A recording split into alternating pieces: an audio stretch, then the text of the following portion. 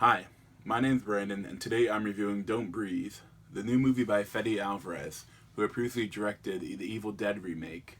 This movie is also starring Jane Levi, who had been the main actress in the Evil Dead. This is a thriller, and it's honestly one of my favorite thrillers I've seen in a while. Yeah, there really hasn't been that great of a thriller lately. We've had some better horror movies this year, but it's tough to think of like the last really great thriller in recent years. So I had a lot of fun watching this movie, and I would highly recommend it. This main setup of the movie is that all the characters in it are horrible people. They're all douchebags.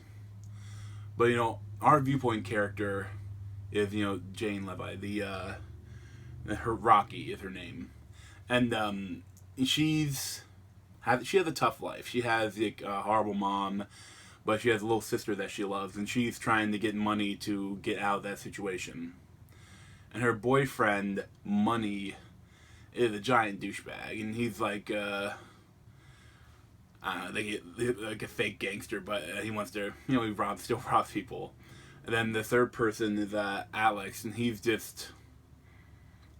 son of a security manager, so he's able to get the keys and the codes for the houses. The only people in Detroit that have money that would be worth stealing from, and they go around, stealing stuff.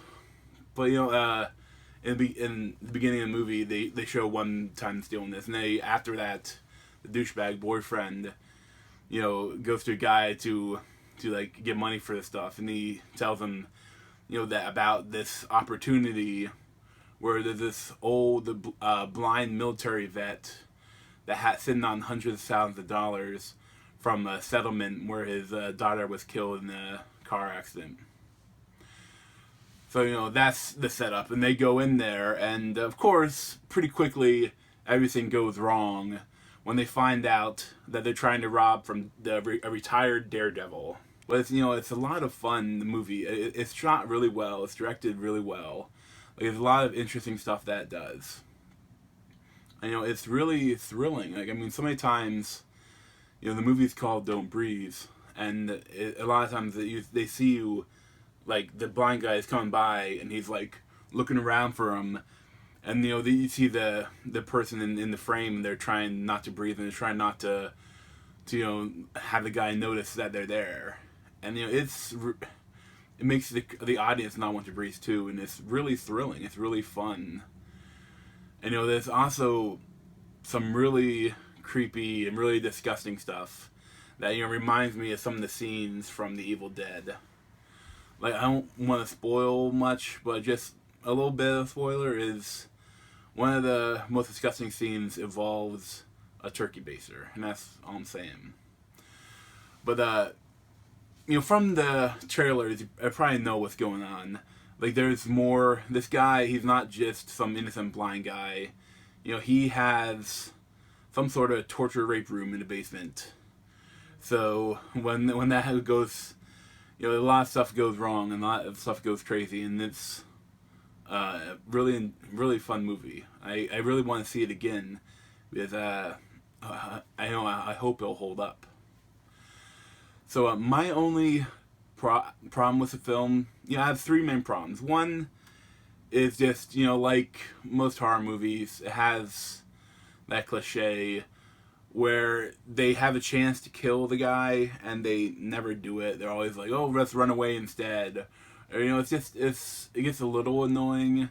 Like, but I understand. I mean, every movie does that. Not even just horror movies. Every movie has a thing, they can't kill the villain until, like, so the movie doesn't end right then. And my other problem is, at the beginning of the film, they do the, where it's right before, like, image right before the climax, and then they jump back, and it's almost like the whole movie's a flashback. And I just find that really unnecessary. And actually, for me, it spoiled the end of the movie, or the climax of the movie. Because what you see Stephen Lang, who's a blind man. You see him dragging the girl like through the empty streets of Detroit back to his house. So from that, I kind of assumed that her friends were dead. She tried to escape, and she failed, and he's bringing her back to the house. And that's, I just don't see a point of it. I mean, it serves as a cool, like, cold opening for the movie, but I'd rather just see the movie from the beginning and straight on through. My other problem was the ending, and it's pretty much the really most cliched horror thing to do, the false ending and then have like a secondary ending, and this movie does that, and it was really goofy. And now, to actually talk about it, I have to do more full spoiler territory. I think I want to talk about that. So if you haven't seen the film, stop now. You can stop watching this video. But for everyone else, I'll go into what my problem with the ending was. Okay, so at the end, after she finally defeats the guy, she leaves, and the police come, and she's like, oh yeah, so I got the best of both worlds. I got the money, and he's gonna get arrested. So so that's a great ending. I love that. But then after that, they fade to black. Then it comes back, and they're in the train station, and she's with her sister, and they're leaving for California. And then you see on the TV news about this event, and of course, this blind guy, is being hailed as a hero for defending his home from two robbers. And she looks at him, she's like, oh, he looks defeated, and she walks away to run away with her sister to California. And that bothered me in so many ways. One of the biggest is that it kind of ruins the story of the heroine. She went through so much shit, and she won. She is, victorious. She's stronger now, and then right away, oh, you have to weaken her now. She won't try to make him pay for what he actually did. I mean, it'd be so easy for her to just pick up a phone, call anonymously to the police, and say, hey, that guy that was robbed, he has a torture dungeon in the basement, and underneath it is a dead girl that killed his daughter in the car accident. And that'd be it. They could look under, and they could find everything, and that'd be it. My other big problem is that there are so many things wrong in the house. If the police come there and investigate, they're gonna find a lot of stuff that doesn't fit with his story.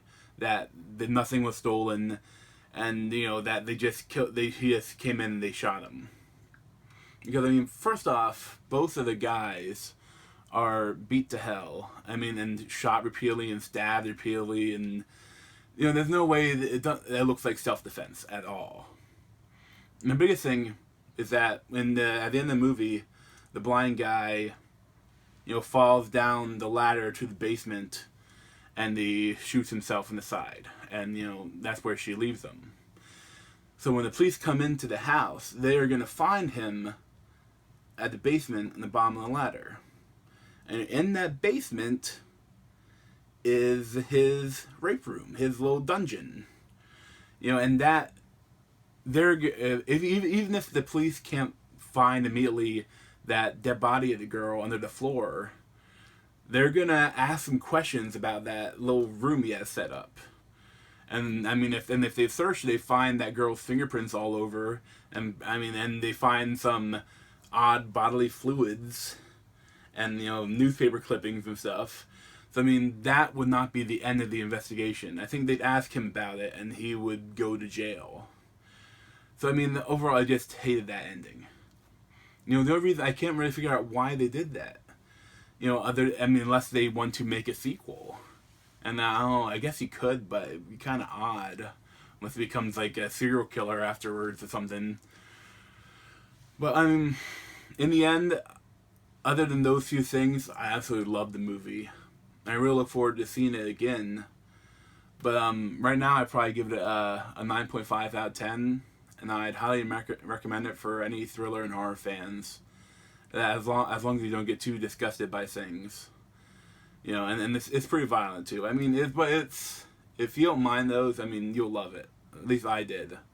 And I know the critics generally agree so far. I think it's almost in the high 80s or low 90s on Rotten Tomatoes.